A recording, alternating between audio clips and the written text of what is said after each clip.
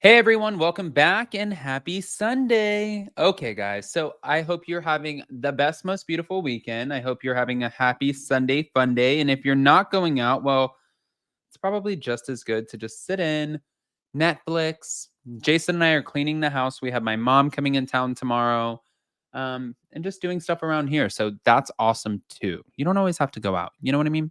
But with that, we have some Jersey to talk about. Melissa's ripping into Jennifer Aydin and Teresa Giudice, and Gina Kirschenheiter, we finally got her last name down, is also spilling some, well, stuff too.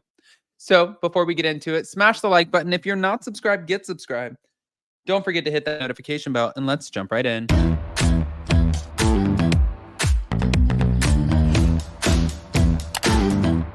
Cause no one can do it like we do it, like we do it, like we do it. Cause no one can do it like we do it, like we do it, like we do it. All right, guys, we're going to start over here with the Melissa Gorga of it all. Thank you to Reality Blur. Apparently, she was speaking out against her castmates, some of whom have been working with what they keep saying bloggers to take down others. It's funny because people say, who are bloggers? Do bloggers still exist? Well, yeah, because these articles still exist. So bloggers do exist. But sometimes I think that they refer to podcasters or YouTubers as bloggers. And it's also kind of comical because I see where a lot of people get offended. They're like, I'm a TikToker. I'm a YouTuber. I'm like, I don't give a rat's, you know what? You can call me a blogger, but I guess to each their own. Everybody, you know, wants to be labeled differently. But following recent claims against Teresa Giudice and Jennifer Aydin, Melissa slammed her co-stars for their scary behavior. She also reacted to a potential full or partial reboot of the cast and admitted that she would be disappointed if the ladies were unable to work through their issues after filming season 14. What she said specifically was, there was a lot going on this show behind the scenes with the bloggers and the Twitter stuff, and like how there was a person who was literally basically hired by two of our cast members to wreck the rest of us and just wreck our businesses. They're literally calling people that might have been in our lives 20 years ago. That's when we were like, you know what? We get paid, but not that much.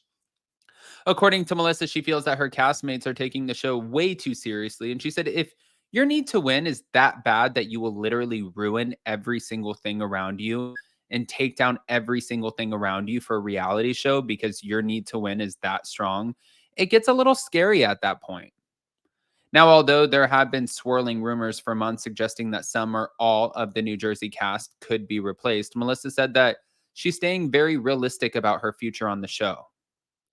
Obviously, Andy is saying out loud, and we now realize that there's two sides here. Teresa and I, we do not even speak to each other. You cannot conduct a show where there's two sides that won't talk through things, so things can get changed. But we don't know what's going to happen. Now, as they await a decision from Bravo, Melissa said specifically for herself, it does suck that they can't be a cast that kind of fights to make up.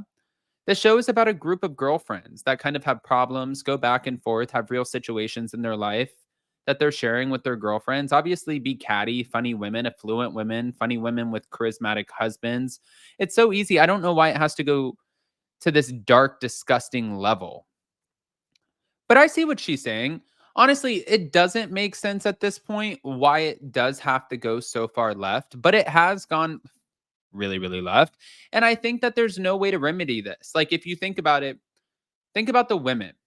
Teresa Giudice went to prison. Now people are saying that Louis Ruelas is doing, they're claiming insurance fraud allegations against him. They're claiming that him and Teresa are planting stories. They're claiming that her and Jennifer Aydin are, like planting stories. They're claiming that Jennifer Aydin's husband, which he admitted to, had an affair. They claimed that Melissa was a dancer, that she was on a pole. They've claimed that Margaret Josephs had other affairs. They've claimed, like, you can go down the line. These women do get pretty low. They even said Jackie Goldschneider's husband, Evan, was having an affair at the gym, which they later took back and said no. They claimed that Rachel Fuda's husband was one of the biggest drug dealers. Like, it has taken such a dark turn. This is actually worse than Lisa Rinna on Real Housewives of Beverly Hills. But anyways, that's it for New Jersey. I want to go over to the OC really quick before we end up signing off of here, because Gina Kirschenheiter is giving an update on her relationship with Travis, things that embarrassed her, but also she's addressing the Katie and Heather drama, which is something I wanted to know about because, well, we talked about the paparazzi stuff. You'll see what I'm talking about. It was following the latest episode of The Real Housewives of Orange County where Gina addressed her reaction to Shannon's DUI arrest. And I knew after last season when Shannon was like, Gina, you got a DUI.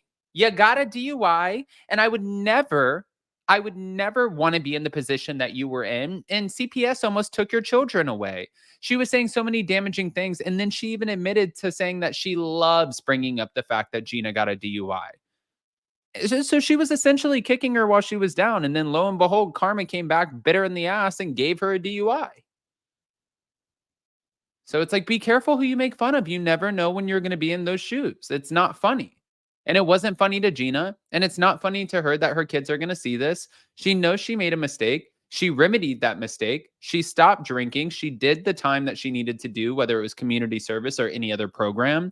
And she was like, Shannon, this is really hurtful. Why do you keep bringing this shit up? And Shannon was like, because I want to.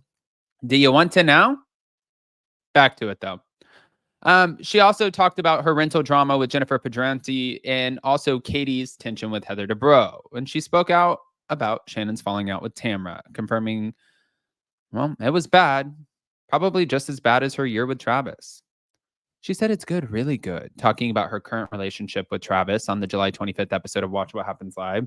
She said, we had a bad year and we're still not going through all of it, but we're handling it well. It was during the premiere episode earlier this month where she expressed interest in living in 2 separate homes with Travis, which many suspected could be the end. And I thought it was either going to be the end, because I agreed with Tamra Judge. I don't think after 4 years you get separate homes, or I thought it was a storyline. I don't know.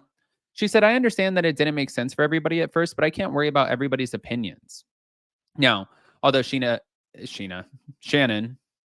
I just talked about Ariana and Katie. Although Shannon gave Gina a hard time about her DUI throughout the 17th season of OC, Gina did offer grace to Shannon after she saw what happened with her. She said, I care about Shannon. We've known each other for about 7 years, and I don't want anything bad to happen to her, and my heart goes out to her. She said, I was shocked when Shannon apologized for her past comments. I didn't have any expectation for her to do that there. She was dealing with a lot already, and just being there and existing with Alexis Bellino. So it meant more to me that she chose to carve out a space for that there. Now moving on to her encounter with Jennifer Pedranti, who fell back on the rental payments.